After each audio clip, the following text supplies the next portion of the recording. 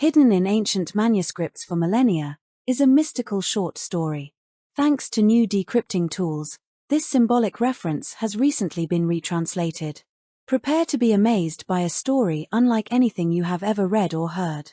Discover who wins this up-and-coming bloody fight between two brothers, Loki and Thor. How many rounds will they endure before the judges declare a victor? Is Thor's brotherly love sufficient to thwart Loki's sinister plans, or will our planet become a target for an otherworldly civilization? Could this fictional narrative be tomorrow's nemesis and threaten human existence? Are you curious enough to awaken the nightmares sleeping within this encrypted chronicle? If you are, place your bet before the bell rings and let the fight begin. In the vast expanse of the cosmos, on a distant planet far, far away, there is a wise and noble king who rules his kingdom alongside his beloved sons, Loki and Thor. Uniquely different from other kings, he is endowed with supernatural abilities and is famous for his two mysterious books, known as the Book of Names and the Book of Visions. These two chronicles are always in his possession, and opening them is strictly forbidden. From the beginning, these enigmatic books have sparked fascination and curiosity among the people. The king's two sons journeyed throughout the galaxies, and their music was renowned for healing the sick and injured. Like famous rock stars, their magical music brought joy to their audiences, and everyone celebrated. While feasting and dancing, they gave thanks for the many miracles. Fascinated by the shadowy myths, they curiously ask about the king's two sacred books. As time passed, and for various reasons, Thor, the eldest son, became very popular. Consequently, the unthinkable transpires and Loki becomes jealous. Before long, the life-giving concerts cease to produce their miraculous healings, and Loki accuses the once joyful king of being partial to Thor. Disgusted and miserable, Loki pursues his insatiable desire to become the king. His quest for power leads him to a galaxy populated by mechanical beings of immense strength and superior intelligence. There, he undergoes a synergetic transformation and assimilates with their AI quantum computer. As part of a collective hive, Loki reprograms these harmless worker bees and they synchronize with his strategy for universal supremacy.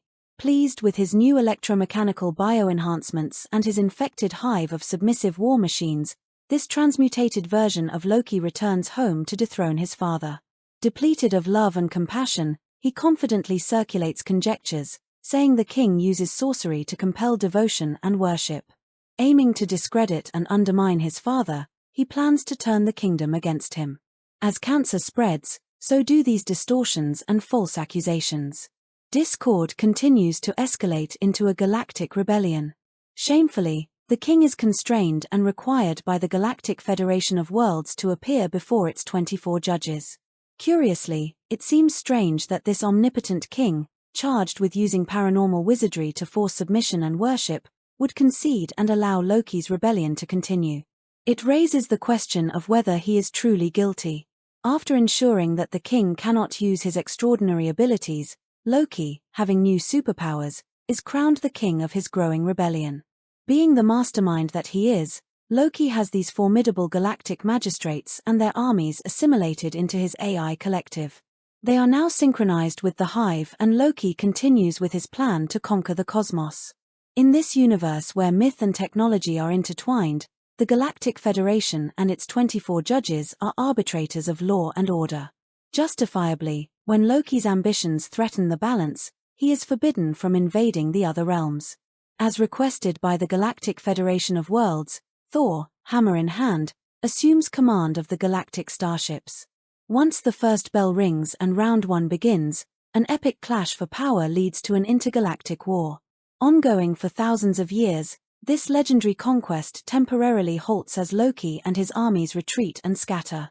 Vanquished, the bell rings and Loki escapes to a hidden subterranean underworld located on planet Earth. He is crowned the new imperial monarch of Inner Earth and allies with the indigenous, like-minded reptilians. Interestingly, the same Galactic Federation of Worlds also exiled them to this underground world thousands of years earlier. Unknown to the human race, a high-tech group of reptilians has developed advanced gene-enhancing technologies for modifying the human genome. These genetic alterations make humans more warlike and susceptible to mind control. Sharing common goals, This technical group of reptilians submit and help Loki integrate the DNA of human abductees with his quantum computer. Together, they nefariously and successfully clone a hybrid army of super soldiers. With this formidable force, Loki can deceitfully invade and dominate outer Earth. Consequently, Earth's citizens will be subjugated and assimilated into Loki's swarming hive. He will also be gearing up for another round with Thor. So, how does this benevolent king vindicate and regain his authority and respect? Long before the current insurrection, the king used a crystal ball or looking glass to peer into the future. To his dismay, planet Earth is in peril and subdued by Loki's lies and trickery. His visions reveal a catastrophic asteroid impact that kills a quarter of the population. Shortly after, Loki dispatches his armies and orchestrates a fake alien invasion. Worse still, Loki horrifically executes those who refuse to worship him as god. Additionally, his visions predict that an apocalyptic pole shift will sign Earth's death warrant and render it uninhabitable. To avoid unjust allegations, the king documents these cataclysmic events and it becomes the Book of Visions. In a realm where restructuring the fabric of space and time is possible, and to prevent his visions from being altered, the Galactic Federation of Worlds organizes a time patrol. Tasked with safeguarding the continuum, this elite unit vigilantly protects against time travelers like Loki. Needing to prove his innocence and help billions survive Loki's great deception, the king formulates a plan. If he decides against proceeding or his plan fails, Loki will replace him and become the new king. In this scenario, a benevolent reality will shift to an unimaginable, chaotic, and lawless universe that will eventually destroy itself. Lacking a better alternative, he divides this plan into 7 parts. In part 1, he opens his Book of Visions and circulates it for everyone to read. Realizing that Loki and his religious zealots will weaponize them, he uses symbolic encryptions to disguise important information and then shuffles them out of sequence. Thus, only people who are living during the time of the end and who are sincerely seeking the truth can find the treasure. In part 2, the king outlines the conditions that are required before guardianship of the Book of Names can transfer to his eldest son Thor. One of the specifications includes that he demonstrates unselfish love. He must also reproduce an offspring that will eventually be known as the 144,000. Part 3 requires the uncoerced death of the 144,000 and billions of truth-seeking volunteers. Besides this, first responders must discover the 10 keys or rules required for unlocking or decoding the encryptions at the Book of Visions. In Part 4, he uses his foreknowledge to record all the names of Earth's occupants who usually avoid conflict and prefer to forgive rather than fight. They are willing to sacrifice their lives so that others might live.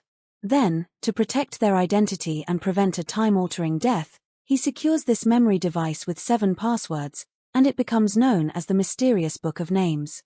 To establish time markers, Part 5 assigns the entering of each password to specific historical events that will occur until this conflict ends. Part 6 involves recording the decisions and actions of everyone living on the Earth in a memory device known as the Book of Deeds. These records are opened on Judgment Day and used to assess penalties. Of course, Part 7 brings justice, establishes a new Earth, and ensures everlasting life and peace. Likewise, Loki will implement his nefarious plans. Knowing they will argue and fight, he establishes multiple religions with conflicting beliefs. This also provides a means for covering up the truth and preventing anyone from discovering the king's plan. His goal is to unite them, make himself the only god and kill those who refuse to comply with his mandates. While hiding in his sanctuary deep within the earth, puppet master Loki plans to fund his evil schemes by manipulating strings of greed. He intends to exploit the money-driven global banking and taxation systems to steal the world's wealth. With a smirk, he stretches the fortune-producing strings that cause political and religious wars. Other capitalizing strings include profiting from illegal drugs, medical, pharmaceuticals, terrorism, human trafficking, stock markets, agriculture, and nuclear and fossil fuels. One of Loki's most sinister strings popularizes artificial intelligence. His least conspicuous and brainwashing strings include science, educational institutions, the news media, TV shows, and movies. At the right time, He plans to sabotage the outer world with an asteroid impact. Of course, this string will cause desperate people to pray for a savior. Then, in response to their cry, he presents his supernatural avatar impersonating Thor. This genetically modified and electromechanically enhanced clone will execute a fake, Earth-saving alien invasion. Meanwhile, truth seekers have discovered the 10 rules or keys and have been successfully deciphering the King's Book of Visions. Like eating honey, they hacked the coded prophetic messages and identified the King's master plan. They have also debunked the false interpretations and conflicting predictions taught throughout religious communities. Having gained a greater understanding of the King's fateful predicament, they confidently accept their predicted and inevitable challenge. Convinced of their heartfelt purpose, they unplug from the matrix of false doctrines and become truth-seeking crusaders. As a result, the Court of the Galactic Federation of Worlds can acquiesce whether they were manipulated or coerced by the king or his eldest son. Miraculously, these crusaders volunteer to participate in the king's initiative without being asked or knowing if they were in the Book of Names. However, when trying to share this new information with others, their honey-eating experience turns sour. Unfortunately, most religious congregations refuse to accept that their doctrinal beliefs are infected with Loki's lies, and no matter the outcome, they prefer to believe they have the truth. With only a little over 3.5 years before the pole shift, Loki has a mountain-sized asteroid redirected to strike the Earth. As the end rapidly approaches, Thor urgently enters the 4th password. Like flipping a light switch, planet Earth suddenly accelerates into a chaotic nightmare. Having been downplayed by scientists and religious leaders, a prophetic asteroid has targeted one of Earth's oceans. However, once officially announced, political leaders are replaced by 10 FEMA magistrates. As the asteroid collides with the atmosphere, sonic booms trigger massive earthquakes that echo around the planet. Followed by a frightening display of non-stop lightning and thunder, billions of fiery, pea-sized bullets bombard the planet, causing megafires that burn out of control. Upon impact, tons of molten rock and boiling sea water are catapulted miles into the sky. This gigantic flaming cloud is brighter than the sun, turning night into day. As the Earth rotates, this blazing torch is like having 2 suns during the day and 1 at night. The resulting tsunamis crash into coastal shores, wrecking thousands of ships and obliterating coastal cities. Boiling seawater hypercharges red tide, and the ocean morphs into a flesh-eating monster that kills titanic quantities of sea life. As the fire in the sky condenses, torrential acid rain attacks the Earth's soil, killing plant life and separating toxic minerals from their unprotected habitat. This poisonous slurry floods into rivers, lakes, and underground streams. Once commingled, this deadly drinking water kills many unsuspecting people. As time passes, the accumulating ash, left over from what resembled a second star, eclipses the sun while coalescing around the equator. Subsequently, about 1/3 of the planet becomes darker than a moonless night, and a nuclear winter jeopardizes what remains of the planet. For those who have not studied the Book of Visions, this Earth Smasher is like a ringing wake-up call that won't let you sleep. Then, guess who shows up to save the day? Soon after the impact devastates about 1/3 of the planet, Loki steals this opportunity to release his 200 million super soldiers and millions of cloaked spacecraft. Placed throughout hundreds of underground and oceanic military bases, they emerge from billowing clouds of smoke. This spectacular event resembles a swarm of locusts that darkens the sky. Surrounding the planet with millions of UFOs, many of which are holographic illusions, they initiate a monumental surprise that will change Independence Day forever. In most science fiction movies, alien invasions usually blast their laser weapons and demolish major cities. However, in this scenario, the aliens arrive peacefully. Except for those who understand the King's Book of Visions, everyone is amazed and overjoyed by this extraterrestrial arrival. Once they have completed their thunderous landing, Loki showcases his beautiful angelic Thor-like avatar. Deceptively, Puppet Thor proclaims he is the son of the king and here to save the people of Earth. While protected and wirelessly tethered inside his remote technopathic chamber, Puppet Master Loki commands and pilots his Thor-like clone as an extension of himself. Years before, Loki was puzzled about how to convince Earth's population that he was their rightful king. He eventually concluded that he needed to create a godlike image of Thor. To achieve this, he time-traveled back to when Thor was on Earth and acquired his DNA.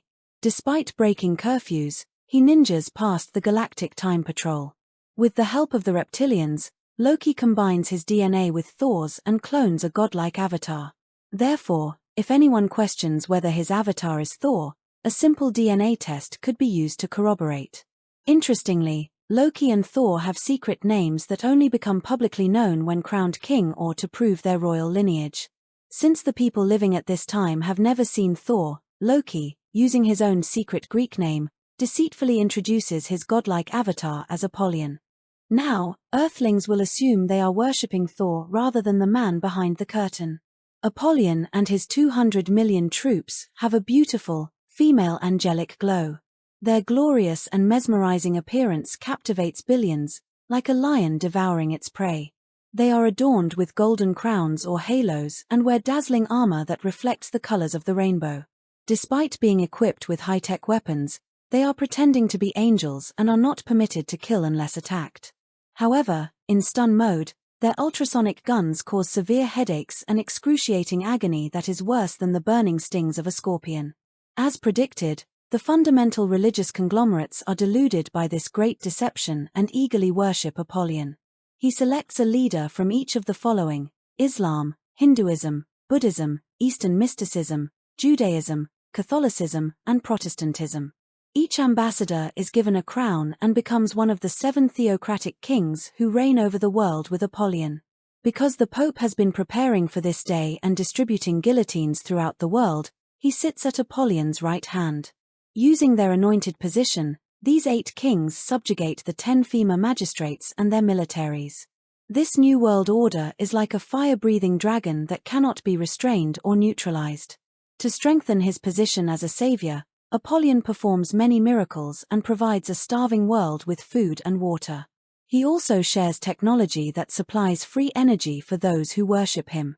Soon after his arrival, Apollyon, claiming to be God, begins judging and condemning Earth's inhabitants for worshipping or praying to idols. Desiring to be the only god and to promote his cloak and dagger agenda, Apollyon deploys his angelic soldiers. They circulate throughout the planet, firing their weapons and attacking those who bend their knees to shrines that feature statues or images of false gods. Overcome by pain, screams echo around the globe, and their victims beg for death. Because their stinging weapons burn like hell, Apollyon imitates Judgment Day. Incidentally, those who understand the King's Book of Visions know that worshipping idols violates the 10 Commandments and refuse to pray to them. The 144,000 strongly teach that Loki's avatar is an image or idol that represents a false god and should never be worshipped. After 5 months of being tortured, many enlisted men and women defect from military services. Along with freedom fighters, they organize a worldwide revolt against this alien takeover. What began as a simple fight between 2 brothers has progressed from an intergalactic battle to a war that now divides Earth's population into 3 groups. It is important to note that the 144,000 and the truth-seeking crusaders, being one group of the 3, do not participate in this world war. Tragically, this guerrilla warfare is a dogfight that earthly soldiers cannot win. Even though warned not to engage in battle against Apollyon's mercenaries, billions die. This battle may seem justified, but this warring faction demonstrates an unloving nature and violates commandments against killing. To prevent another uprising, Apollyon enforces laws requiring everyone to be injected or surgically implanted with a wireless mind-controlling biolink. To help law enforcement agencies distinguish who has implants, Apollyon has thousands of med beds with bion generators distributed throughout the planet. These unique peripherals incorporate laser technology that engraves Apollyon's name or numerical value and an ID number on the forehead or right hand. You may be wondering, what makes these branded etchings so desirable? Surprisingly, these bion-generating medbeds inject artificially controlled nanobots into their delusional patients. Once the nanobots cohere and amalgamate, they repair damaged DNA, heal diseases, and are Apollyon's exciting promise for eternal life. During this augmenting procedure, they implant a non-visible biolinking microchip. This enhancement provides the user with digital credits and enables them the luxury of purchases. These elegant tattoos, adorned with intricate patterns, are visible to everyone and proudly flaunted. Despite being a marked puppet, who wouldn't want this gift? They joyfully shout, "This is the prophetic salvation we have been waiting for." Unfortunately, and unknown to yielding participants, they have been transhumanized and assimilated into Loki's quantum supercomputer. Now, as part of the hive, their soul energy extends life to the warriors killed during Loki's battle against the Galactic Federation of Worlds. Sadly, these marked registrants are possessed by cybergothic spirits and, like Loki, have forfeited their free will and ability to love. Having waived constitutional rights, Apollyon immediately knows their whereabouts and what they are doing. This assimilating biolink provides a means for regulating who buys or sells and causes severe life-threatening difficulties for those who refuse to comply. While struggling to unite his quarrelsome religious organizations, Apollyon is infuriated by Earth's inhabitants still worshipping idols and refusing to accept him as the god of heaven. He discovers that Thor's 144,000 offspring are partly responsible for prolonging the dichotomy. Before having them executed, Apollyon spreads rumors and publicly denounces them for invoking demonic powers to resurrect the dead. Suspecting life-threatening attacks, Thor and the Galactic Federation of Worlds solicit the help of interdimensional guardians. These high-ranking sentinels, only visible when needed, wield something like lightsabers and have authority to kill anyone who tries to harm the 144,000 while they are presenting the king's prophetic chronicles. The final countdown begins, and the bell for another round will ring in about 3.5 years. How will the 144,000 help billions escape the spider's web of false religions and resist being assimilated by Apollon's quantum computer? Will Thor's volunteers have the strength and faith to overcome their fear of the guillotine? Like the handwriting on the wall, it becomes evident that survival is unattainable without a correct understanding of the King's Book of Visions. So, as part of the King's plan, the 144,000 must teach truth-seekers how to apply the 10 rules. At the end of the 3.5 years, Apollyon, aware that the Galactic Federation of Worlds has withdrawn their saber-carrying guardians and wishing to deliver a heralding message, hunts down the 144,000 and has them arrested. Having completed their mission, they follow Thor's example and willingly surrender. Preferring to believe the lies, onlookers cheer and shout while guillotines satisfy their thirst for blood. Now liberated from the 144,000's tormenting plagues, they exchange gifts. Like Christmas, they feast and celebrate honoring Apollyon as their eternal king and god. The bell rings and another round begins with Thor, filled with sorrow and heartbreak over Apollon's actions, commandeers a galactic starship and portals to Earth. 3 days later, he awakens the souls of his beloved offspring. They receive their cloned bodies and become the first volunteers to transcend. The bell rings and this round ends as the celebrating crowds witness this unexpected and miraculous resurrection.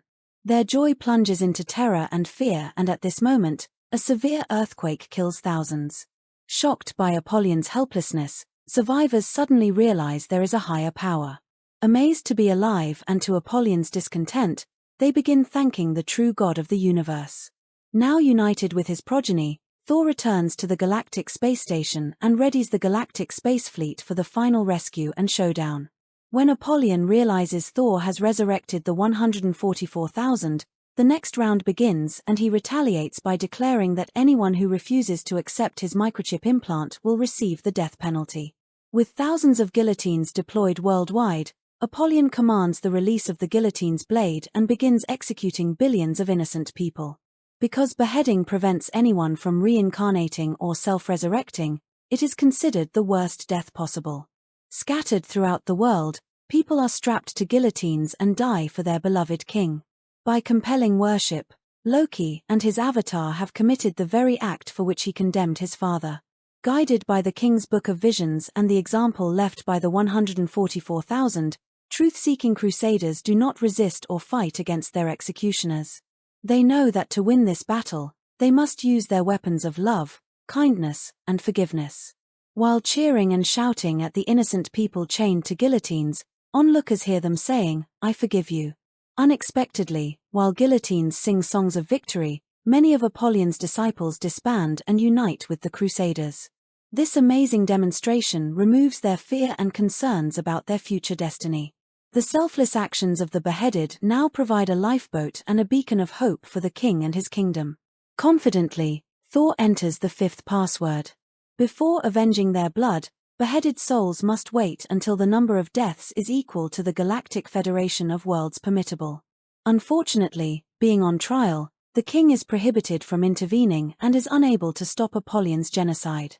Thankfully, the bell rings and this round ends with the number of deaths reaching the maximum limit. Then, Loki is indicted and hoisted to the top of the most wanted. To end this mass murder and maintain law and order across the stars, the 24 judges of the Galactic Court dismissed the king's charges. Despairingly, the king's only option is to pronounce judgment on those who display Apollyon's mark of ownership. They ignored his prophetic warnings and were tricked by Apollyon's godlike illusion and false reality. The 7 kings and 10 female magistrates, under direct orders from Loki and his avatar, have assassinated billions. Because of this, the king is now justified and required to avenge their deaths. Appropriately, Loki has condemned himself, and his evil actions have submitted a verdict with an everlasting death penalty. Sad to say, Apollyon's bio-linked worshippers have already surrendered their souls and, like zombies, have become the walking dead. So, just like the Atlanteans, they also will be left behind. Just before the micronova triggers the 90-degree pole shift, the king rendezvous with Thor and dispatches millions of rescue ships. As a fulfillment of the king's plan, this long-awaited intervention is finally headlining the news. Upon their arrival, like a tear in the fabric of space and time, the sky is ripped open, and a massive portal materializes. Suddenly, for all to see, the Galactic Federation's armada shines through the clouds as they surround the planet. Unlike Loki's fake invasion, there are no holographic illusions and, numbering in the millions, can transport over 3 billion people. As this earth-shaking event unfolds, severed biolinks desynchronize the transhumanized and they awaken from their false reality. Betrayed by Apollyon, the day of reckoning is here, and they are now face to face with Thor and the king. Paralyzed by anger, fear, and despair, they horrifyingly cry for death. Giant ozone holes bloom into DNA-damaging firebombs. From the scorching heat, painful blisters and lesions cover their bodies. Raging megafires continue to incinerate what remains of the planet. Red tide overruns the oceans, lakes, rivers, and springs, and many living creatures die. The moon turns blood red, and as the sun blinks, Apollyon's throne and his great city plummets into the darkness of a black hole. Then, at Loki's command, the last 3 surviving Nephilim perform demonic rituals to convince the 7 kings and their militaries to combine forces with Apollyon's armies and engage in battle against the Galactic Federation of Worlds. Of course, Apollyon and his electromechanically enhanced warriors are eager to launch and are prepared to win. Thus, the bell rings and War of the Worlds, or the Battle of Armageddon, becomes Loki's and Thor's last round. Then, without hesitation, Thor enters the 6th password. As the Galactic Federation spaceships pass through the Stargate, Apollyon's warships begin savagely firing their laser weapons in a head-on confrontation. In this stunning display of cosmic warfare, Apollyon's forces are thrown off guard when they suddenly clash with the Galactic Federation's massive collection of space rocks. Leading the seemingly defenseless rescue ships is an avalanche of explosive meteoric projectiles. Despite the superior firepower of Apollyon's warships, their laser guns are ineffective against the robust shields of the Federation's vessels. Outmaneuvered and bombarded by millions of meteoric torpedoes, Apollyon's fleet quickly withdraws. In a strategic turn, Thor's decisive actions not only thwart the immediate threat but ensure the success of this critical rescue mission. The remaining space missiles storm towards Earth and squelch any further attempts to jeopardize the evacuation. While Thor compassionately gathers the remaining Crusaders, the souls of the executed or beheaded are divinely awakened. Even though beheaded, the omnipotent king provides transcendency, and they victoriously embrace their uniquely prepared clone bodies. Now alive, they join with those rescued from the pole-shifting mega-disaster and sing songs of thankfulness. The bell rings and the final round has chosen its victor. After being removed from his technopathic chamber, Loki is wrapped in chains and imprisoned until Judgment Day. Then, the king pauses and announces, "It is done." Flashes of lightning, thunder, and volcano-swallowing earthquakes attack the planet as the poles exchange places with the equator. Cities collapse, and every island and mountain disappear. Apollyon and the remaining transhumanized die from the pole-shifting aftermath. There is no need to land as planet Earth is no longer inhabitable. Then, their spaceships hyperjump to the king's home planet. There, they celebrate with songs of praise and experience unimaginable joy. They will live in an indescribable city built specifically for them. When entering, they pass through gates made of pearls, and all are amazed by its breathtaking beauty. It has a pyramid shape, is made of pure gold, and measures 14,000 miles on each side. This magnificent city is known as the City of Heroes. At the end of 1,000 years, the Golden City of Heroes and its occupants return to Earth. Once the city descends, Loki is released, and his army of worshippers are temporarily resurrected. The king opens the Book of Deeds and Judgment Day begins. Thus, like watching a movie, everyone reviews their lifelong history. They admit that their actions are the result of their choices.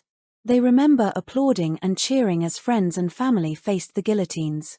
Besides the fact that they were scammed by preachers and clergy, their evil actions still haunt them. If only they had listened to the 144,000 and taken the time to decode the king's book of visions. Loki, ignoring his father's many attempts to admonish him, shamefully confesses that his desire to be the king was selfish and that his father had only showered him with love and kindness. Despite never feeling good enough and Thor being better at everything, he wrongfully hated him. While pondering his fate, he wonders how something as simple as brotherly hatred could escalate and that he would eventually torture and execute billions of innocent people. Then, Thor anxiously enters the final password, and the Book of Names is opened. Applaudingly, the names in this book perfectly match the people Thor had resurrected and rescued from the earth. Finally, the mystery is unlocked and everyone now understands why the king's enigmatic books were so important and protected. The king's strategic plan and the selfless acts of the volunteers deserve all the love and praise the universe is willing to give. It is interesting to note that before Thor could take possession of the Book of Names, he had to prove himself worthy.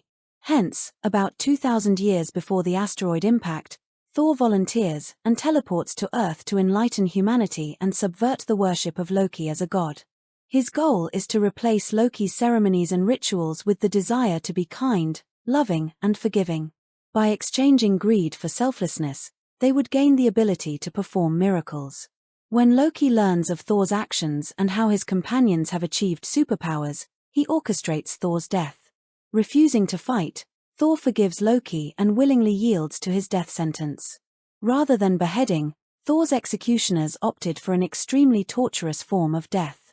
Thus, to Loki's dismay, Thor was able to self-resurrect and transcend. After returning home, the court of the Galactic Federation summoned Thor and appointed him as the new guardian of the Book of Names. Because of this, he is now responsible for rescuing those who refused to worship Apollyon. Eagerly, he enters the first 3 of the 7 passwords and continues with his father's plan to liberate billions. Incidentally, the 144,000 having supernatural abilities would continue Thor's heroic example of healing the sick, raising the dead and helping the citizens of Earth survive an asteroid impact. Unfortunately, the 144,000 were unable to respond to the overwhelming number of casualties. So, with the help and protection of the Galactic Federation of Worlds, thousands of medbeds or healing chambers are dispensed to regions with the greatest need. Unlike Apollon's medbeds with bion generators, these life-saving medical devices heal any injury or disease without injecting nanobots and collecting a person's genetic code. As expected, these medbeds do not guarantee eternal life, but users can retain their human characteristics and know their genetic code will not be used for nefarious purposes. Because it is not time for Thor to open the Book of Names, how does he identify who to rescue? Perhaps now you can comprehend the importance of the guillotine test and the cryptographic mark that Apollyon has branded on his converts. If even one name is incorrect, the king's strategy would crumble, and instead of a victorious conclusion, evil would prevail and dominate across the cosmos. Since exposing Loki's great deception is paramount and the names of those in the Book of Names are unknown and protected, equality for everyone is essential. Admittedly, Beheading seems harsh or extreme, but how else would you determine who is truly sincere and has the superpower of unselfish love? Also, when considering the negative ramifications and consequences, it is a price that kind-hearted volunteers are willing to pay. Because truth-seekers have applied the 10 rules needed for interpreting the King's Book of Visions, they realize that the survival of benevolent life hinges on their steadfast dedication and bravery. Even though they know the outcome, they must still accomplish this inevitable and crucial task without having proof that they are in the Book of Names. Nonetheless, shadowing Thor's lead, they embrace their fate and enter this fight to liberate the king. Because the Book of Visions was available to everyone and access to the Book of Names forbidden, the king's accusations of subverting free will or exploiting his powers for personal gain were no longer valid. To further prove this, the future of benevolent life depends on the decisions and choices made by the citizens of planet Earth.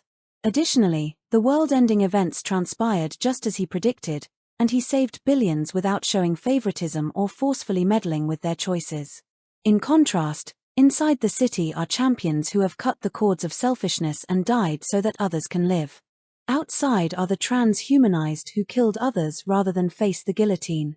So, if you were the king, which of the two groups would you prefer to have in your kingdom?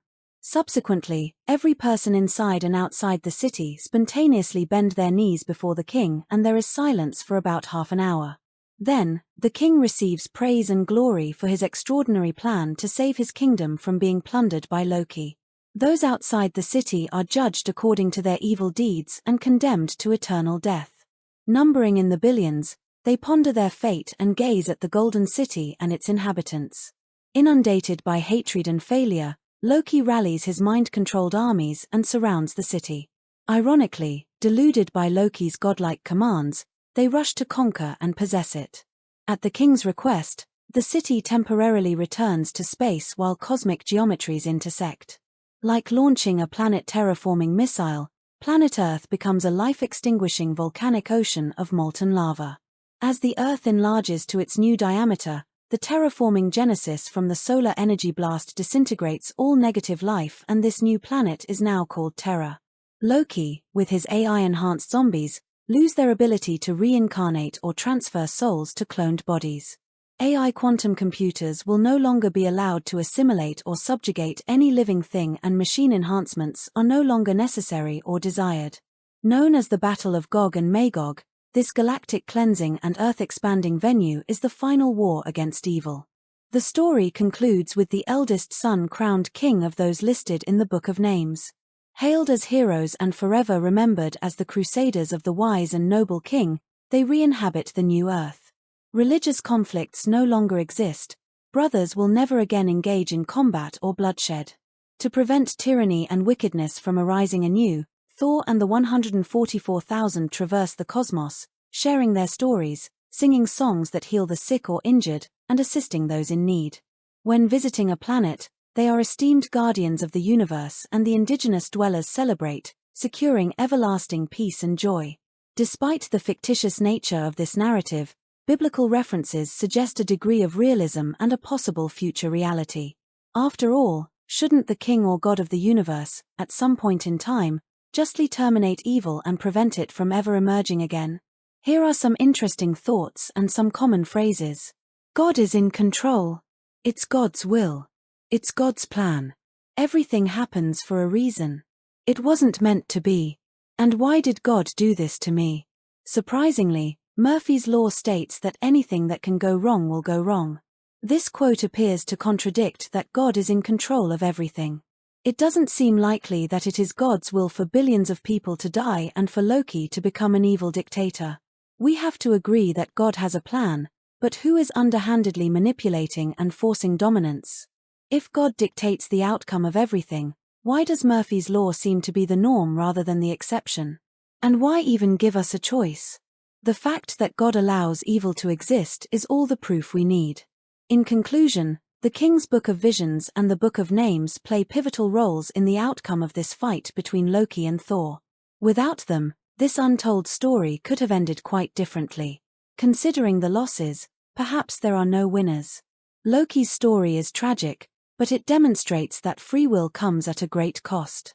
Evil, at some point, must be allowed to condemn itself and prove that there are consequences for our choices and actions.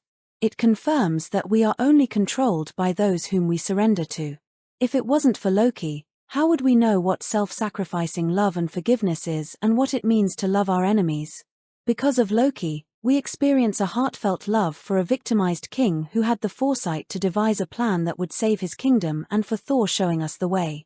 Incidentally, if you want to discover your hidden purpose and unite with millions of truth-seeking volunteers, you might find the 10 rules for interpreting apocalyptic visions helpful. They are essential for determining which denominations are promoting false predictions. Without them, how can we distinguish the difference between fact and fiction? After all, everyone claims they have the truth. For those interested, a link to the 10 rules is at the end of this cinematic novel. Remember that without correctly interpreting the King's Book of Visions, the people listed in the Book of Names could be scammed by Apollyon's great deception. Death by the guillotine's blade would never be acceptable, and evil would succeed. Nonetheless, like Mission Impossible, to embrace this once-in-a-galactic lifetime opportunity is your decision to accept or refuse. You may doubt whether you are good enough, but you always have the choice to do what is right. With no guarantee that you are listed in the Book of Names, your true intentions and whether your motives are selfless or selfish are certified. Perhaps we can learn from Loki's mistakes and cut the puppet master's strings of hatred, jealousy, and greed. Once severed, we gain the miraculous power to defeat Loki's artificial reality and replace it with the king's. Finally, how much of this fictitious story do you think is true? A. All of it. B. Most of it. C. Half of it. D. A small portion of it. F. None of it. G. Don't know? Please leave your answer in the comment section or share your deliberating thoughts. Do you want to know the correct answer? If you selected B, then you realize the importance of sharing this story with others. After all, what we think is fiction today may become our reality tomorrow. Whether you believe it or not, your choices determine the outcome of who wins this battle between good and evil. You have the power to decide whether our universe continues to exist. Thus, we are all equally important and share the same life-saving responsibility. To summarize, in the high-tech world of today, we are continually taught to look out for number 1. We're told that to succeed, we must step on others to climb to the top. Also, the amount of wealth is a measure of success and that we can never have enough. Our eternal happiness is based on how much we have and the desire for power and control over others, and that the end justifies the means. Imagine for a moment, if the opposite were true.